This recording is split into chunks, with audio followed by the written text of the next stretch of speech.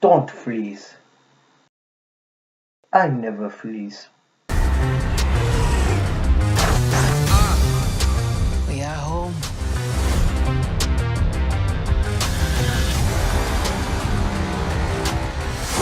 My son, it is your time. Show me my respect and bow down.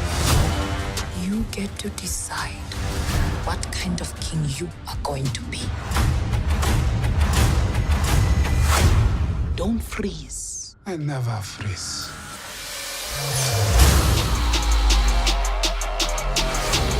The revolution will not be televised. What's up, YouTube? I just came back from seeing the latest film in the MCU, Black Panther. This is the 18th Marvel Cinematic Universe film and stars Chadwick Boseman as Black Panther, Michael B. Jordan as Killmonger, Andy Serkis as Claw, as well as a heap of other people, a bunch of different casts. I apologize I don't know the names to every single person who plays this massive amount of characters in the film. Now, going into Black Panther, I have to admit it was one of my least anticipated MCU films, and I really just feel like that helped me like it even more than I did.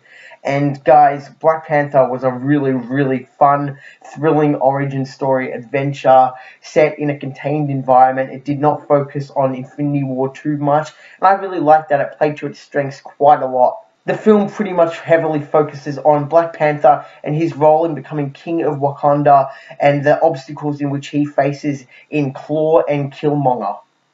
First of all, let's right away get out for the acting. Guys, Chadwick Boseman is amazing as Black Panther. Like, come on. We saw him. He was really good in Civil War. He just takes it to a whole nother level now. Like, I mean, his interaction and chemistry between certain characters, in particular his sister, I really, really enjoyed. They had a fantastic bond. Both the acting from that Chadwick Boseman and the actress who plays her, sorry I don't know her name, but they were both really, really good on screen together. They had a really good relationship in the film, and in the fight scenes, you know, Chadwick Boseman, he brings the tension, he brings the fever of a good fight scene.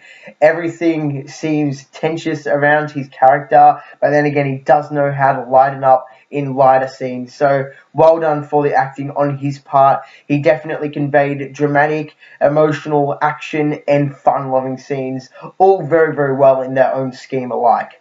One of my favourite things about the film was actually Andy Serkis as the villain Claw, and I really liked his character. He was a bundle of fun when he was on screen. He's not one of those super serious dark villains, you know, he provides a few laughs, you know, he's just a big goofball, and yeah, I really enjoyed having him in the film. I thought that he brought a really pleasant presence whenever he's on screen. It was just a fun villain to have in this setting.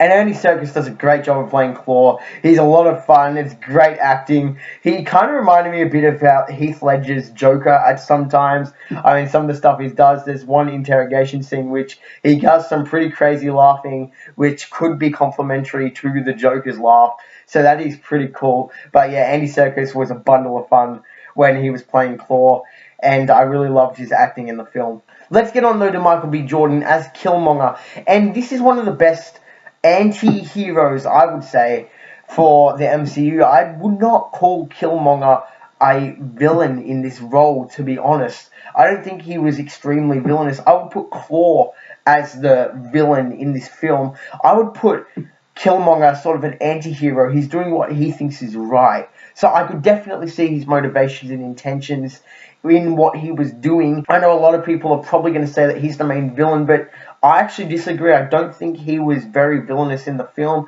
I think he had a clear motive and a clear contention, and he just wanted to carry that out. I don't think he was villainous just trying to kill people for the sake of killing people. I actually think that he was just an anti-hero trying to do what he thought was right. I mean, he's been through a traumatic experience. He's been hurt. He wants to help other people outside of Wakanda by providing them vibranium weapons, etc. And of course, Black Panther and Wakanda doesn't want that, as it could start wars and all kinds of stuff. So I think he was a very self-contained villain. You know, he's good for the story he's in, but I wouldn't overall call him a major villain. I think he's more of an anti-hero. I would put the villain in actually Claw's role in this film as he was a villain. I mean, he was stealing vibranium from Wakanda for just villain's sake and selling it off for money. You know, pretty classical stuff. But Killmonger, I liked his intentions. I liked the character. I felt like he had a lot of depth. They did a lot with him in a short period of space as well, which is also really, really good.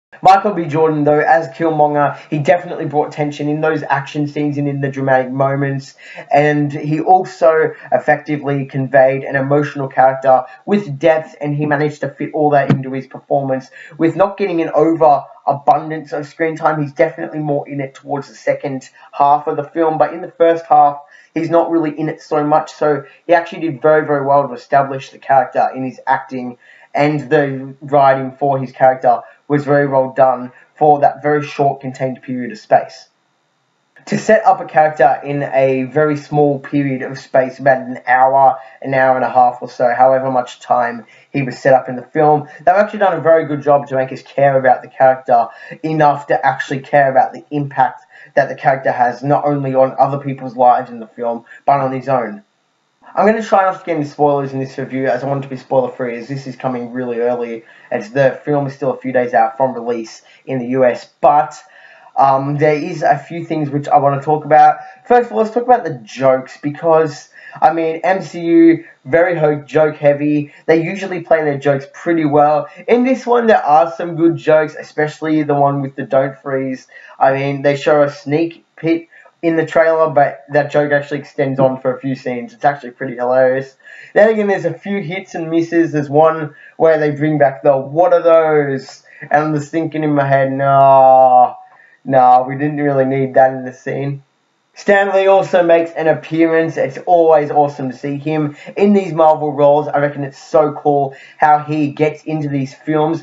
He is one of the birth leaders of this Marvel universe. Him, Jack Kirby, Steve Ditko, these are all really influential people and illustrators and writers who have gone ahead and just created all these characters. And it's really awesome to see that 60 odd years on, 50 odd years on, Stan Lee is coming into these films and he's still getting recognized for all his awesome work, and he's such an awesome figure and presence to have on screen. He just puts a smile on people's faces.